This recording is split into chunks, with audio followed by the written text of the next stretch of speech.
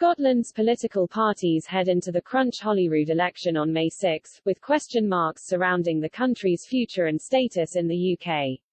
The SNP has continued its relentless pursuit of Scottish independence, despite Prime Minister Boris Johnson repeatedly rejecting demands to transfer powers to Holyrood to hold a second referendum on the matter. But Nicola Sturgeon has insisted her party will push ahead with plans for a second independence vote should the SNP secure a majority in the upcoming election.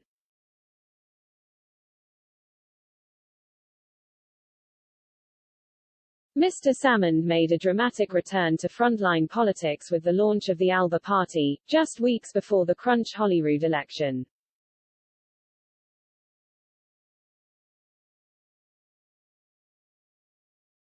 The former First Minister, who led the SNP's failed bid to split from the rest of the UK 2014, is pushing for a pro-independence supermajority of MSPs in Parliament to help his latest referendum plot.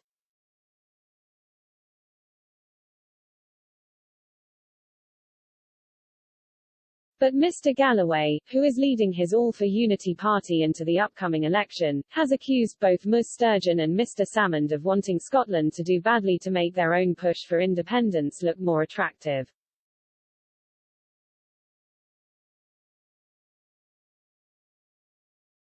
When asked if his two rivals could be working together to build momentum for independence, the veteran MP told Express.co.uk, "I don't think they are colluding behind the scenes, but Sturgeon and Salmond are a distinction without a difference."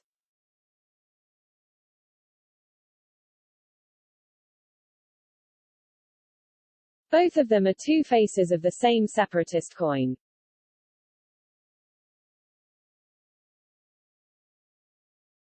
They seek the breakup of Britain, it's their one and only interest.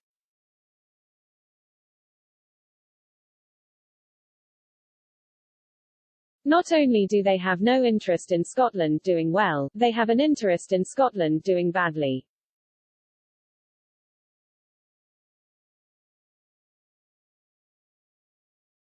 The more badly that Scotland does at the moment, the more their case grows for it to be separate.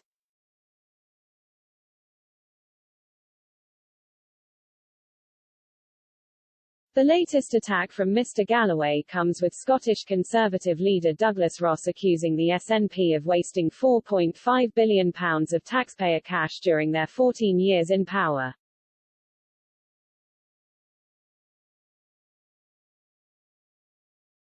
Mr. Ross released a dossier of what his Tories labelled SNP waste, with the leader adding the figure vanished into a black hole of SNP incompetence.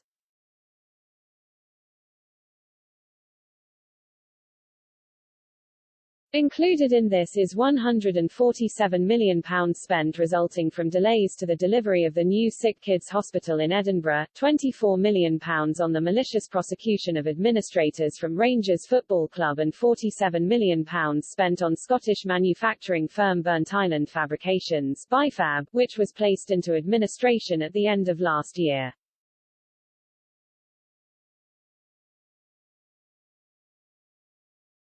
The document also claims the spending waste from the SNP has surged in the 14 years the party has been in power in Scotland and stood at £52 million in 2007-08, the SNP's first full year in its minority government.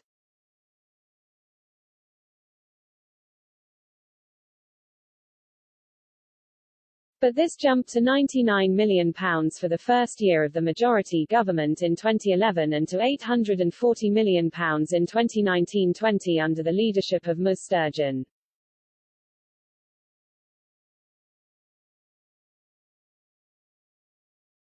It says the SNP have wasted a shocking amount of taxpayers' money over their 14 years failing Scotland.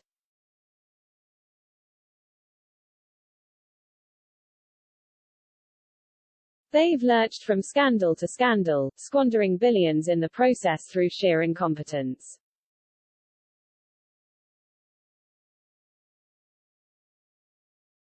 This vast sum could have been spent on improving our schools, hospitals and public services. Instead, it vanished into a black hole of SNP incompetence.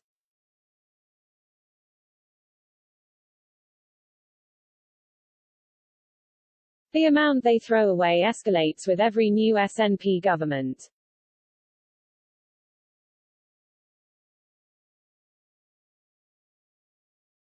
The reckless way they waste cash is visible all over Scotland.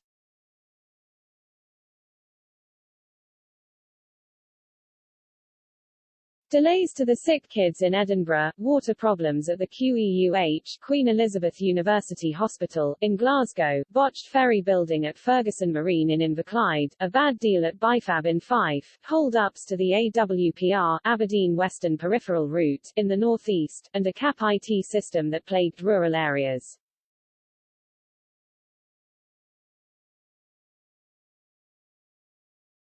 The SNP have not only wasted billions, they've wasted the last 14 years by putting independence first and everything else last.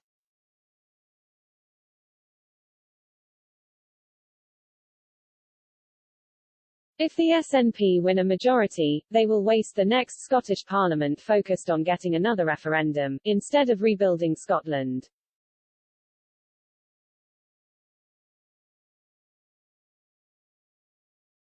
But the furiously SNP hit back at the claims, and a spokesperson said, "This is utter nonsense from the Tories who are desperately trying to hide from the stench of sleaze surrounding their own party and the failures of their Holyrood campaign."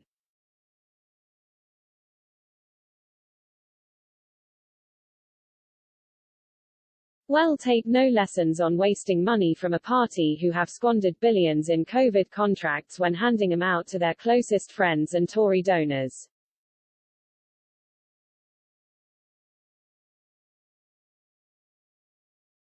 Billions have been wasted on PPE contracts and private sector test and trace deals that could have been spent supporting people.